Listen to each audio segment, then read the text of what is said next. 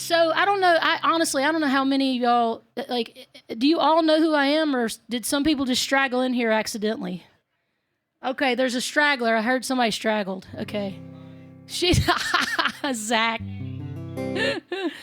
Well, y'all, I grew up in northwest Mississippi, right outside of Memphis, Tennessee, and I grew up in the evangelical Christian community. Well, yes and no, actually. So I grew up in a community that was very black and white. So I don't throw the baby out with the bathwater with the evangelical thing, but it was really toxic for me. So I kind of, I'm guilty of it. If you say you're an evangelical, I might take a couple steps back, but then we could talk. But it's tough for me because I was essentially, from a very young age, I knew that I was gay. And from that very young age, I also knew that being open about my sexuality and being my true self, if being gay was part of it, which it was going to be impossible for me. And I discovered that to be true when I was outed. I think I was outed when maybe I was 19. So I was outed and then made an example of, and I was told that I would be given tough love until I repented from my sin of being gay, which translated into, maybe I came to sit down by you at the lunch table and you and all your friends were instructed to get up and walk off. So then I'm sitting there by myself, or maybe I'd come up to you and be like, hey, Kelly, how's it going? And may bless you. And maybe, maybe then you and Kelly would look at each other and be like, do you hear something? And then maybe y'all would walk away and just leave me standing there. So that's what the love looked like for me.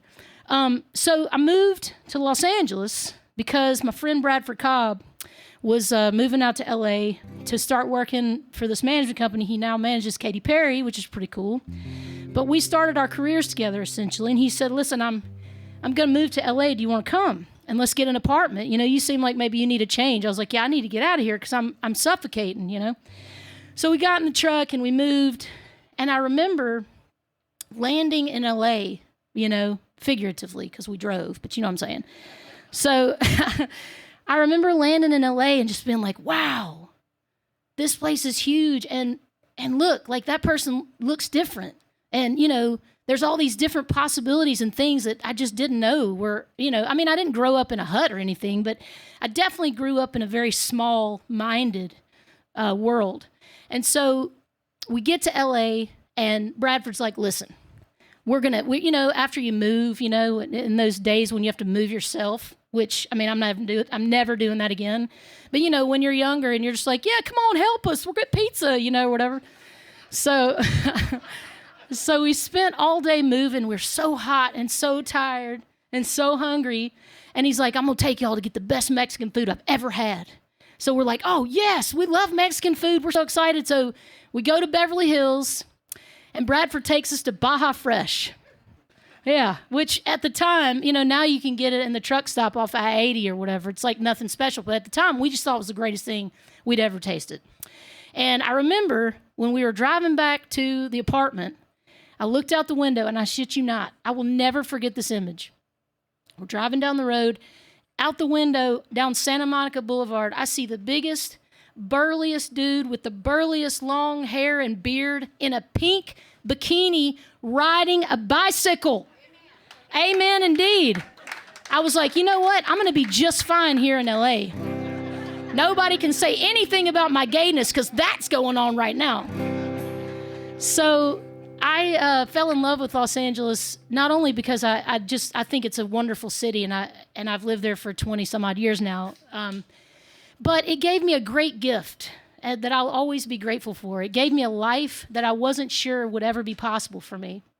And it gave me permission to chase my dreams. And so as cheesy as that sounds, it's true. Maybe it doesn't sound cheesy, but I felt like when I said it, it sounded pretty cheesy.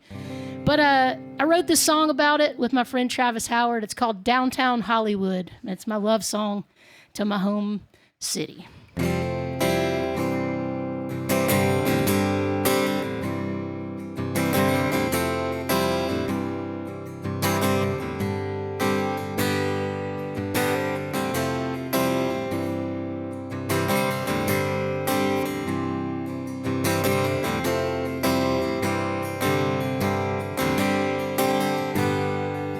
She was slender and free, eyes were quiet and clean. She had a kind of say what you mean way of dealing with people. And I'd see her around whenever we were both back in town. At some friends of friends' house from back in the old days. In downtown Hollywood, sleeping with the stars. We were anything we wanted. It was us against the world. We were rising, we were falling. It was reckless and naive. The way we cashed it all in downtown Hollywood. Whoa, whoa, whoa, whoa, yeah. Ooh, yeah. And it takes a little money and luck to keep a child from growing up. And just a little undeserved applause keep him from thinking he has to. Yeah, well, you could have been the next Joan Jett. It might have been Fred Astaire. But for right then and there, we were as famous as anyone. Hey, yeah, in downtown Hollywood, sleeping with the stars. We were anything we wanted. It was us against the world. Hey, we were rising, we were falling. It was reckless and naive. The way we cashed it all in downtown Hollywood. Yeah, yeah. Oh, it was us against the world.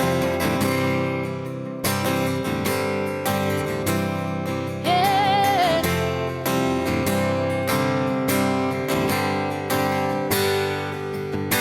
Never gonna die, gonna live forever. If we're going down together.